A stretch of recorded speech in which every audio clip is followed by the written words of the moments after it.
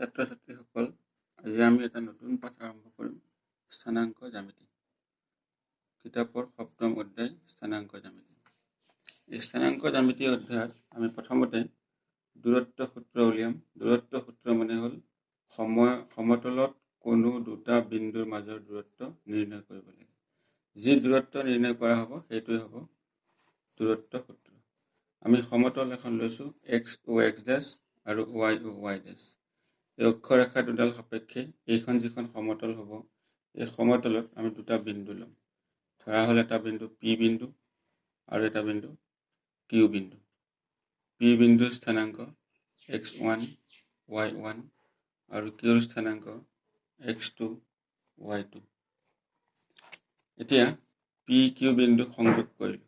এই P, Qৰ দূৰত্বটো আমি উলিয়াই দিব লাগিব।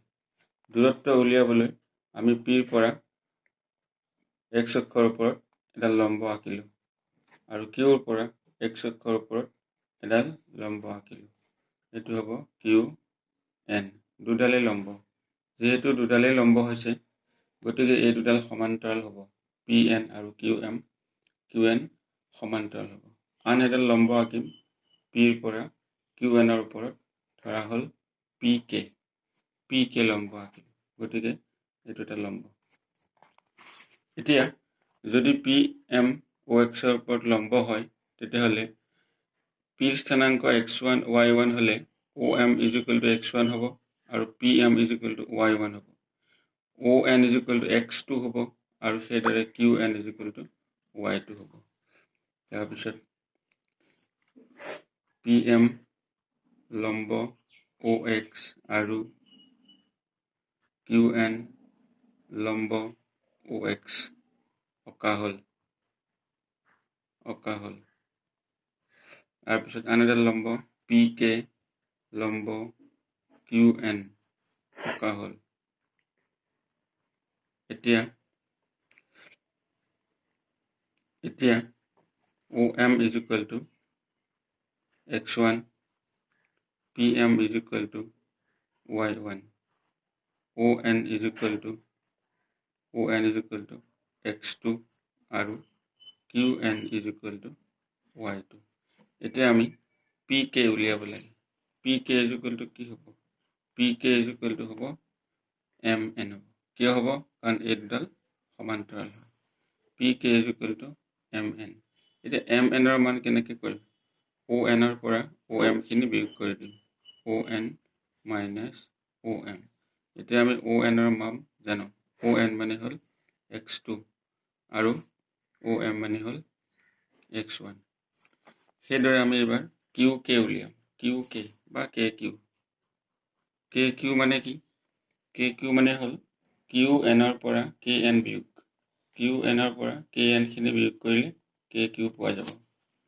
QN - KN। QN হৈ থাকিব, কিন্তু KNৰ মান আমাৰ নাই। KNৰ মান নাই কাৰণে KNৰ সমান্তৰাল আমি এইটো ল'ম, PM ল'ম।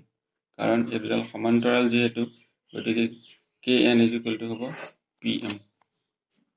PM।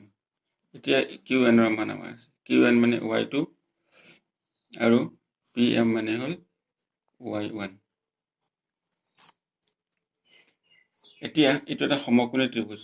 PQK সমকোণী ত্ৰিভুজৰ পৰা ত্ৰিভুজ PQKৰ পৰা আমাক উলিয়াব লাগে PQ। এই PQটো হ'ল এই ত্ৰিভুজটোৰ অতিভুজ। এই অতিভুজটোৰ মাপ আমি উলিয়াব লাগে। পাইথাগোৰাছৰ সূত্ৰ প্ৰয়োগ কৰিলে PQ² = PK² প্লাছ KQ²।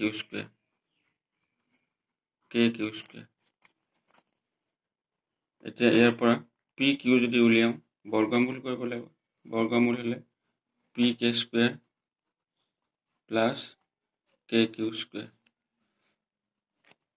PKৰ মানটো ইয়াৰ পৰা বহুৱাই দিম। PK x2 - x1 -x1 whole square plus y2 - y1 whole square.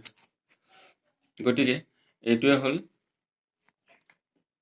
বিন্দু দুটাৰ মাজৰ দূৰত্ব এই দূৰত্বটো আমি এনেকৈ লিখিব পাৰোঁ x2 minus x1 whole square of x1 minus x2 whole square লিখিব পাৰোঁ এতেকে pq is equal to আমি এনেকৈ লিখিম x1 minus x2 whole square plus y1 minus y2 whole square কাৰণ a minus b whole square is equal to b minus a whole square সমান সমান হয় এইটোকে কোৱা হয় দূৰত্ব সূত্ৰ এই দূৰত্ব সূত্ৰ